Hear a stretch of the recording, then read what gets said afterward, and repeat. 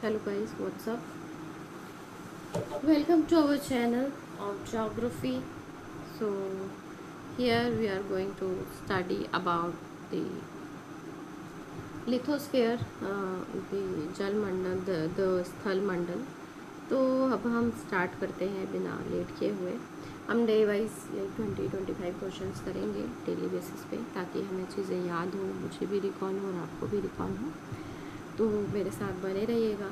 तो पहला क्वेश्चन है कि ऐसा माना जाता है कि निहारिका परिकल्पना के अनुसार सौर निहारिका को के ढहने का कारण क्या है.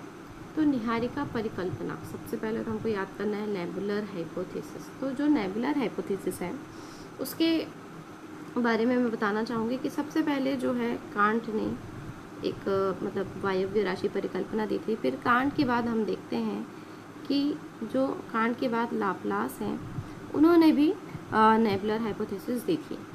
तो एक हिसाब से देखा जाए तो फर्स्ट टाइम नेबुलर हाइपोथेसिस जो देने का श्रेय है वो कांट और जो लाप्लास है इन दोनों को ही जाता है. तो अब हम देखते हैं ऑप्शंस में क्या क्या है. पहला सोलर विंड, दूसरा है ग्रेविटेशनल अट्रैक्शन, तीसरा है सुपरनोवा एक्सप्लोशन और चौथा है more than one of the above. तो इसका जो आंसर है, इसका आंसर है सुपरनोवा. सुपरनोवा एक प्रकार से मरते हुए तारे में होने वाले अंतिम धमाके से बनते हैं. तब ऐसा होता है जब हमारे सूर्य के द्रव्यमान के कम से कम 5 गुना बड़ा तारा एक धमाके के साथ बुझ जाता है. यह घटना इतनी चमकदार होती है कि वे कुछ दिनों या महीनों तक पूरे ब्रह्मांड में देखा जा सकता है. खगोलीविदों का मानना है कि हमारी अपनी आकाशगंगा जैसी आकाशगंगाओं में हर शताब्दी में लगभग 2-3 सुपरनोवा होते ही हैं. सेकेंड क्वेश्चन है कि ब्रह्मांड के विस्तारण का प्रमाण निम्नलिखित वर्षों में से कब दिया जाता है. तो इसका जो आंसर है वो है 1920 में. ब्रह्मांड के विस्तारण का जो प्रमाण है वो 1920 में एडविन हबल महोदय द्वारा किया गया था और उन्होंने एक परिकल्पना दी थी जिसका नाम है एक्सपेंडिंग यूनिवर्स हाइपोथेसिस. समय बीतने के साथ आकाशगंगा एक दूसरे से क्या होते जा रही है, दूर है. जैसे पहले जो आकाशगंगा पास पास में थी वो समय बीतने के साथ एक दूसरे से वो क्या होती जा रही है, दूर होते जा रही है. तीसरा क्वेश्चन है which of the following theory explain the origin of the universe. तो जो हमारा कहना चाहिए पृथ्वी या ब्रह्मांड की जो उत्पत्ति है, इसमें से कौन सी ऐसी परिकल्पना है जो इनमें से बताता है कि किस तरह से ब्रह्मांड की उत्पत्ति हुई है. तो इसमें 4 ऑप्शंस दिए हुए हैं. पहला ऑप्शन है टाइडल हाइपोथेसिस, दूसरा है नेबुला हाइपोथेसिस, तीसरा है बिग बैंग थ्योरी और चौथा है प्लांटेसिमल. तो इन सभी जो हमारी थ्योरीज है जो हमने हमेशा कभी ना कभी आपने पढ़ी होगी, तो इसमें हम जानते हैं कि टाइडल हाइपोथेसिस, नेबुला और प्लांटेसिमल, ये जनरली हम एक ज़्यादा आस्पेक्ट में इस पर देखते हैं कि अर्थ का जो हमारा कैसा उत्पत्ति हुआ है. लेकिन अगर हम पूरे ब्रह्मांड की बात करें तो जो बिग बैंग थ्योरी है, ये जो पूरी बिग बैंग थ्योरी है ये पूरे अर्थ और सोलर सिस्टम को ना और जस्टिफाई करते हुए पूरे ही एक ब्रह्मांड, पूरे एक कहना चाहिए यूनिवर्स के कैसा इसका ओरिजिन हुआ इसके बारे में बताती है. तो बिग बैंग थ्योरी है. बिग बैंग थ्योरी चौथा क्वेश्चन है हमारा दोस्तों. Big bang theory he is also known as, जो बिग बैंग सिद्धांत है उसको और क्या कहा जाता है. तो बिग बैंग जो हमारा सिद्धांत है इसको हम एक दूसरे नाम से जानते हैं जिसका नाम है एक्सपेंडिंग यूनिवर्स हाइपोथेसिस, जिसको बोलते हैं ब्रह्मांड विस्तार की जो परिकल्पना है, इसका दूसरा नाम है हिंदी में. आगे बढ़ते हैं. पांचवा क्वेश्चन है the sun was formed by moving clouds of gases is known as. सूर्य का निर्माण निरंतर गतिमान और गैसीय बादलों द्वारा हुआ था. याद रखिए क्या क्वेश्चन पूछ रहा है कि जो सूर्य का निर्माण है, जो सन का जो फॉर्म मतलब कैसे जो हमारा जो सन है वो कैसे फॉर्म हुआ है, जो उसका निरंतर गैसीय बादलों द्वारा निर्माण हुआ, ये जो किसने मतलब कहा है, जिसे मतलब क्या कहते हैं. तो जिसे कहते हैं नेबुला या गैडिड या वाइल्ड ड्रॉफ या फिर इरास्टोस्थेनिस. तो इसका जो आंसर है, इसका आंसर है दोस्तों नेबुला. नेबुला को ही हम क्या बोलते हैं, गतिमान गैसीय बादल. जो हमारा सूर्य का निर्माण हुआ है उसको क्या बोलते हैं, जिससे हमारा सूर्य का निर्माण हो उसको बोलते हैं नेबुला, या इसी को हिंदी में बोलते हैं निहारिका. छठवें क्वेश्चन में आते हैं. जो हमारा छठवां क्वेश्चन है कि सूची 1 को सूची 2 से हमको मिलाना है और सही सिद्धांत बताना है. तो आप लोग बताइए चलिए कि जो हमारा चतुष्फलकी टेट्राहेड्रल जो है वो हमारा किसके द्वारा दिया गया है, लुथिनियन ग्रीन के द्वारा दिया गया है. महाद्वीपीय विस्थापन थ्योरी वेगनर के द्वारा. पर्वत निर्माण कोबर के द्वारा और संवहनी धारा जो है वो होम्स के द्वारा दिया गया है। 7वां क्वेश्चन आते हैं, निम्नलिखित में से कौन सा कथन रसेल द्वारा द्वितारिक परिकल्पना के बारे में सही है? तो रसेल ने द्वितारा या फिर कहना चाहिए डुअल स्टार थ्योरी एक दिया हुआ है। तो इसमें हम देखते हैं कि कौन सा इसके बारे में सही है। तो पहला है, रसेल उस विचार का था कि सूर्य के चारों ओर 3 तारे घूमते थे। तो पहली बात तो जब इसमें बात ही 2 तारे की हुई तो 3 तारे कहाँ से आ गए, पहला ऑप्शन गलत। दूसरा है, इस परिकल्पना में साथी तारा के बाहर निकले पदार्थ से ग्रहों का निर्माण का व्याख्या किया है। यही ऑप्शन सही है, बाकी के ये सभी ऑप्शन क्या है, गलत है। तो जो हमारा जो ये बी ऑप्शन है कि जो परिकल्पना है इसमें हमने क्या इसमें बताया गया कि पहले क्या था, इसमें हम देखते हैं कि 2 तारे थे, इसमें 2 तारे थे और पहले तारे के कहना चाहिए गुरुत्वाकर्षण के कारण दूसरे तारे से कुछ जो एक द्रव्य है उसका एक्सट्रैक्ट हुआ और दूसरा तारा फिर कहीं पर चला गया। तो पहले तारे के पास जो कि हमारा सन है उसके पास हमारे पास क्या हो गया, दूसरे तारे के एक जो एक्सट्रैक्टेड एलिमेंट है जो उसका मतलब बाहर निकाला हुआ जो भी उसका कहना चाहिए खींचा हुआ गुरुत्वाकर्षण से जो पदार्थ है, इसी से ही फर्दर प्रोसेस करते हुए इसी से ही फर्दर क्या हुआ, प्लैनेट का निर्माण हुआ। आगे बढ़ते हैं। 8वां क्वेश्चन है कि जो बाइनरी स्टार हाइपोथेसिस है, निम्नलिखित में से कौन सा रसेल के द्वितारक परिकल्पना के बारे में सही है? तो हम ऑप्शंस पढ़ लेते हैं। पहला है, रसेल जो है उस विचार का था कि सूर्य के चारों ओर 3 तारे घूमते थे। दूसरा, इस सिद्धांत को कांट द्वारा 1950-1960 में प्रस्तुत किया तथा 1972 में मान्य किया गया। तीसरा, इस सिद्धांत के अनुसार ब्रह्मांड के सभी पदार्थ सघन और विशाल आदि पदार्थ के रूप में मौजूद थे। चौथा, इस परिकल्पना के साथ ही तारे से बाहर निकले पदार्थ से ग्रहों के निर्माण की व्याख्या की है। तो इसका जो सही आंसर है ये क्या है, उपयुक्त प्रश्न की जो व्याख्या है इसका जो सही आंसर है कौन सा है, डी है। इस परिकल्पना ने साथी तारे के बाहर निकले हुए पदार्थों से निर्माण की व्याख्या की है। बाकी के सभी ऑप्शन ए गलत है, ऑप्शन बी गलत है, ऑप्शन सी भी गलत है। इसका जो हमारा ऑप्शन है हमारा डी ऑप्शन सही है। आगे बढ़ते हैं। तीसरा है, पृथ्वी की उत्पत्ति से संबंधित ज्वारीय परिकल्पना का प्रतिपादन 1919 में किसने किया था? ज्वारीय परिकल्पना को ही हम क्या बोलते हैं, ज्वारीय परिकल्पना को ही हम बोलते हैं टाइडल हाइपोथेसिस। तो जो टाइडल हाइपोथेसिस थी वो सर जेम्स एंड जीन्स के द्वारा दी गई थी। इसके बारे में हम कुछ पढ़ लेते हैं। तो सौर मंडल की उत्पत्ति के संबंध में 1919 में जेम्स जीन्स ने किया था और 1929 में जीन्स एंड जेफरीज की परिकल्पना ही कहा जाता है, जिसमें उन्होंने बेसिकली क्या बताया था कि फिलामेंट के थ्रू ही जो हमारा अर्थ है और बाकी के जो प्लैनेट्स हैं वो फॉर्म हुए थे। इनका ये कहना था कि सबसे पहले कि इन्होंने ये बताया कि जैसे पहले तो हमारा जो एक स्टार था उससे फिर एक फिलामेंट मतलब अगर हम ऐसे कहें तो एक शिगार शेप एक अट्रैक्ट हुआ, मतलब कहना चाहिए एक्सट्रैक्ट हुआ, और ये जो शिगार शेप एलिमेंट था इसी से ही हमारे क्या हुए, इसी से ही हमारे ग्रहों की क्या हुई, संरचना हुई। तो ये जो फिलामेंट है ये बहुत सारी चीज़ों को एक कहना चाहिए जो हमारे अर्थ की जो प्लैनेट है उसके जो साइज़ है उसको भी काफ़ी हद तक ये क्या करते हैं, जस्टिफाई करता है। और ये जो हाइपोथेसिस है ये 1919 में, याद रखना मेरे दोस्तों, ये 1919 में जेम्स और जीन्स के द्वारा दी गई थी। और जो इसमें थोड़ा कुछ एड ऑन किया था किनके द्वारा, 1929 में जेफरीज के द्वारा उन्होंने एड ऑन किया था। और बेसिकली इसमें यही था कि साथी तारे से एक फिलामेंट को मतलब कहना चाहिए अट्रैक्ट करते हैं, उसको एक्सट्रैक्ट करते हैं, और उसी के कारण ये जो मैंने छोटा सा डायग्राम बनाया, ये फिलामेंट जो है ये फिलामेंट के थ्रू ही जो हमारे अर्थ के साथी जितने भी ग्रह हैं उनका निर्माण हुआ। अब हम अगले क्वेश्चन की ओर बढ़ते हैं। तो जो टाइडल हाइपोथेसिस मतलब कि जो ज्वारीय परिकल्पना है 1919 में किसने दी थी? ये अभी हमने जस्ट अभी कुछ देर पहले ही पढ़ा है, कुछ सेकेंड्स पहले पढ़ा है। बताइए इसका ऑप्शन क्या है? तो इसका जो सही ऑप्शन है वो है जेम्स जीन्स ने 1919 में टाइडल हाइपोथेसिस बोले तो ज्वारीय परिकल्पना दी थी। 11वें क्वेश्चन में आते हैं।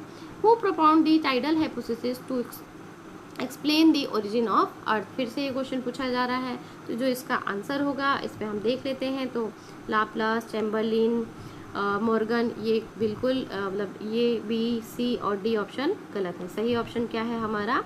James gene. Who gave the theory of nebular hypothesis? Who gave the theory of nebular hypothesis? तो नेबुलर हाइपोथेसिस किसने दिया? हम इसमें ऑप्शंस देख लेते हैं। पहला है थॉमस चैम्बरलिन, दूसरा है जेम्स जीन, तीसरा है इमैनुअल कांट और चौथा है सर हेरोल्ड जेफरीज। इसमें हम देखते हैं, इससे पहले भी मैंने वीडियो में आपको बताया है कि जो ये हमारा नेबुलर हाइपोथेसिस है, जो ये हमारा नेबुलर हाइपोथेसिस है, इसमें दो लोगों का नाम हमको हमेशा से याद रखना है। पहला है कांट और दूसरा मैंने आप लोगों को क्या बताया था? दूसरा मैंने बताया था लाप्लास। तो कांट और लाप्लास ने नेबुलर हाइपोथेसिस दी। तो इसमें जो हमारे पास बेस्ट ऑप्शन है वो क्या है? Immanuel Kant. तो इमैनुअल कांट ने 1755 में नेबुलर हाइपोथेसिस को विकसित किया था। इन्होंने जो नेबुलर हाइपोथेसिस उसके लिए क्या बताया था? इसी से ही इन्होंने क्या वायव्य राशि परिकल्पना भी कहा जाता है।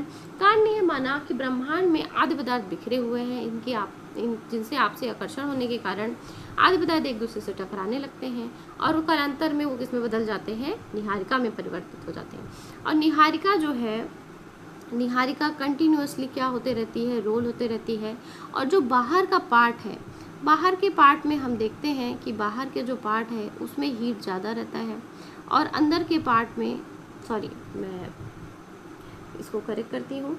तो ये जो बाहर का पार्ट है, जो निहारिका का बाहर का, निहारिका जो है, निहारिका का जो बाहर का पार्ट है इसका टेम्परेचर कम रहता है और अंदर के पार्ट का टेम्परेचर अधिक रहता है। तो एक कहना चाहिए छल्ला जैसे निकल जाता है और उसी छल्ले से जो ये छल्ला निकला हुआ है, इसी से 9 छल्ले बनते हैं और उस 9 छल्ले से क्या बनते हैं? 9 ग्रहों का हमारा निर्माण होता है। आगे बढ़ते हैं। 13वां क्वेश्चन है, पृथ्वी की उत्पत्ति से संबंधित गैसीय पिंड सिद्धांत किसके द्वारा प्रतिपादित है? देखिए क्या लिखा हुआ है? गैसीय। गैसीय मतलब गैसियस हाइपोथेसिस, वायव्य राशि। तो जो ये गैसियस हाइपोथेसिस है, ये वायव्य राशि परिकल्पना हमने अभी पढ़ा है कि ये जो वायव्य राशि परिकल्पना है ये 1755 में किसके द्वारा दिया गया था?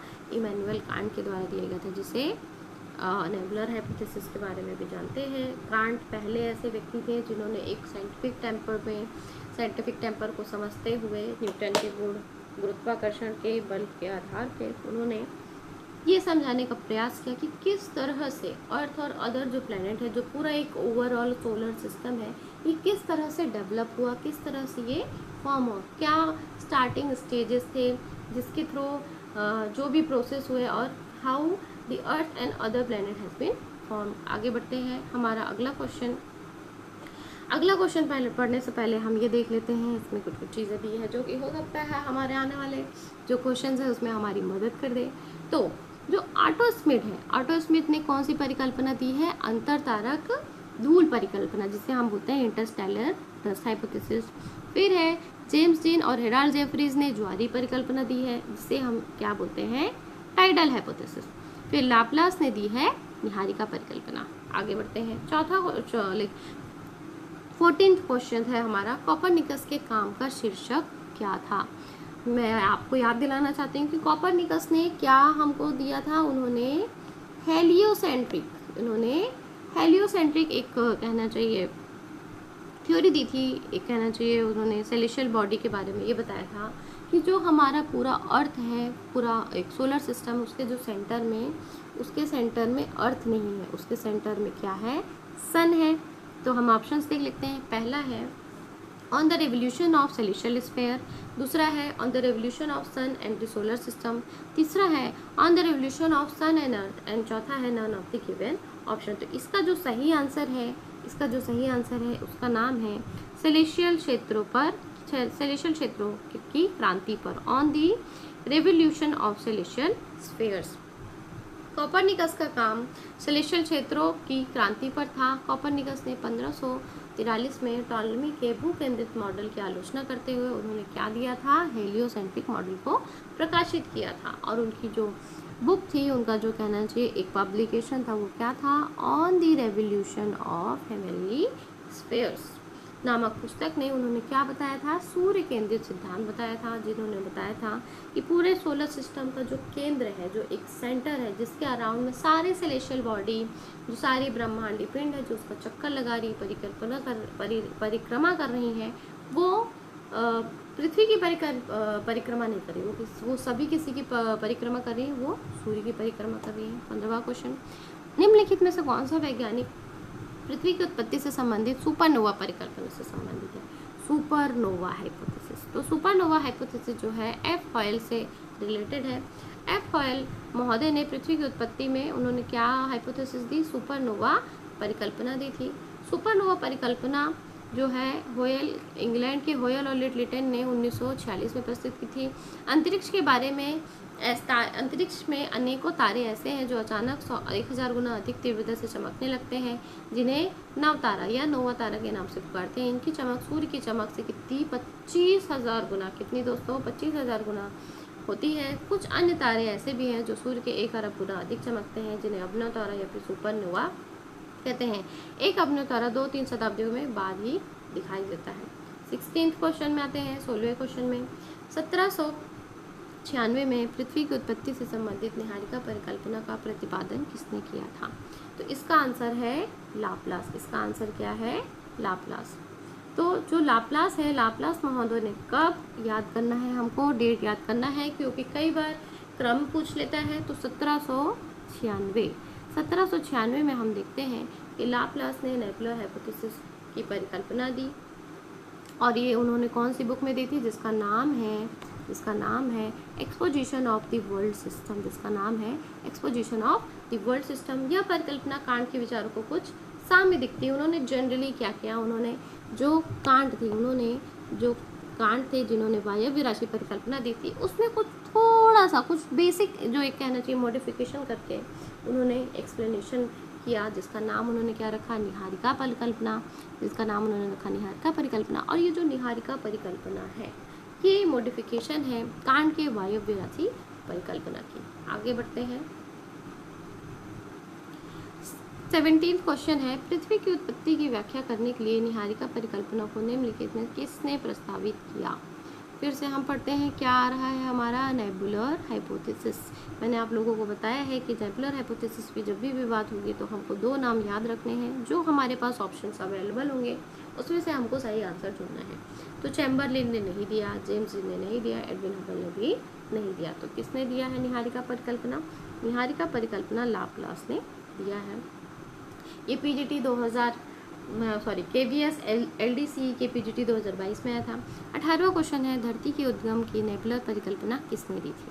धरती के उद्गम की नेबुलर परिकल्पना, फिर से नेबुलर परिकल्पना हो गई, तो इसका आंसर क्या होगा, लाप्लास। आगे बढ़ते हैं दोस्तों, 19वां क्वेश्चन है कि पृथ्वी की उत्पत्ति के बारे में ग्रहाणु परिकल्पना, ग्रहाणु मतलब कि ग्रहाणु परिकल्पना को ही बोलते हैं प्लांटेसिमल हाइपोथेसिस। तो ये जो हमारी ग्रहाणु परिकल्पना है, इसका जो आंसर है हम इसको पहले ऑप्शंस देख लेते हैं। पहला है फॉरेस्ट रे मोल्टन, दूसरा है टीसी चैम्बरलिन और तीसरा है इमैनुअल कांट। तो इसका जो सही आंसर है, ये इसका सही आंसर है पहला और दूसरा। तो फॉरेस्ट रे मोल्टन और टीसी चैम्बरलिन ने मिल करके ग्रहाणु परिकल्पना दी थी। चैम्बरलिन और मोल्टन द्वारा मिल करके ग्रहाणु परिकल्पना का प्रतिपादन किया था, जिन्होंने क्या बताया कि ब्राह्मणशील तारा सूर्य के नज़दीक से गुजरा और इसके परिणाम स्वरूप गुरुत्वाकर्षण से सूर्य की सतह से शिकार के आकार, ये एक्सप्लेनेशन गलत दिया हुआ है, हम इस पर नहीं जाते हैं दोस्तों।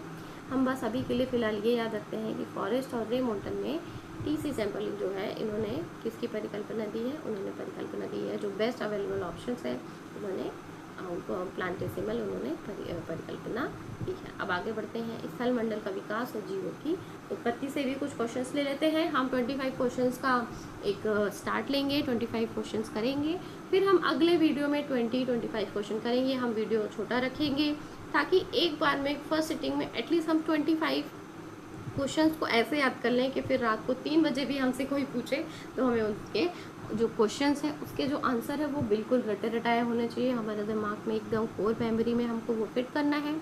आगे बढ़ते हैं। 20वां क्वेश्चन है, जीवाश्मों के आधार पर मानव उत्पत्ति केंद्र कौन सा है? तो जीवाश्म के आधार पर मानव उत्पत्ति का केंद्र कौन सा है? तो हम ऑप्शंस देख लेते हैं। पहला ऑप्शन है रिफ्ट वैली ऑफ अफ्रीका, दूसरा है सेंट्रल एशिया, तीसरा है जेरूसलम और चौथा है more than one of the above, more than one of the above, और पांचवा भी ऑप्शन दिया है उपयुक्त में से कोई नहीं। तो हमको पता है दोस्तों कि जनरली जब भी हम बात करते हैं मानव उत्पत्ति की तो हमें याद आते हैं कौन से महोदय? हमें याद आते हैं टेलर महोदय। अब हम फिलहाल अभी के लिए हम इस कौन से ऑप्शन को लॉक करेंगे? तो हम इस ऑप्शन को लॉक करेंगे अफ्रीका की रिफ्ट घाटी के बारे में। तो ये जो हमारी अफ्रीका की रिफ्ट घाटी, तो ग्रिफिथ टेलर 1951 में मध्य एशिया में उन्होंने थ्योरी दी, मानव के उद्गम के क्षेत्र को बताया। ऑसबोर्न ने 1915 में तिब्बत तथा मंगोलिया प्रदेश से मानव जाति का क्षेत्र माना। सभी लोगों ने अपनी उत्पत्ति दी है, लेकिन एक बेसिक जो ग्रिफिथ टेलर है उनकी उत्पत्ति का ज़्यादा हम रेलेवेंस मानते हैं, उनके सिद्धांत का, जिन्होंने ये बताया कि मध्य एशिया में ही मानव का उद्गम क्षेत्र है। फिर कीट, दौर्थ और लीके के मतानुसार आदि मानव का विकास अफ्रीका महाद्वीप में हुआ था। पंचानन मिश्रा का मानना है कि निग्रोइड और ऑस्ट्रेलाइड प्रजाति को जो उद्गम है वो कौन सी जगह हुआ था? भारत देश में हुआ था। प्राप्त जीवाश्मों के आधार पर मध्य एशिया, तिब्बत, शिवालिक प्रदेश में आधुनिक मानव का उद्गम स्थल माना जाता है। मायोसीन युग में, हमें ये याद रखना है, हमारा क्वेश्चन बन सकता है, मायोसीन युग में शिवालिक प्रदेश तथा मध्य एशिया की जलवायु, वनस्पति आदि प्राकृतिक वातावरण जो पर्यावरण है नर और मानव कपि के विकास के लिए उपयुक्त था। मतलब कि जो हम बोलते हैं कि जो होमो सेपियंस है उसके विकास के लिए शिवालिक प्रदेश को उपयुक्त माना गया। आगे बढ़ते हैं। 21वां क्वेश्चन, तो युगों में भूवैज्ञानिक कालक्रम पर आदि मानव का आगमन कब हुआ? इसका आंसर है प्लीस्टोसिन में, जिसको क्या बोलते हैं? अत्यंत नूतन जो हमारा एक इरा है, एक मतलब काल है जिसमें हुआ।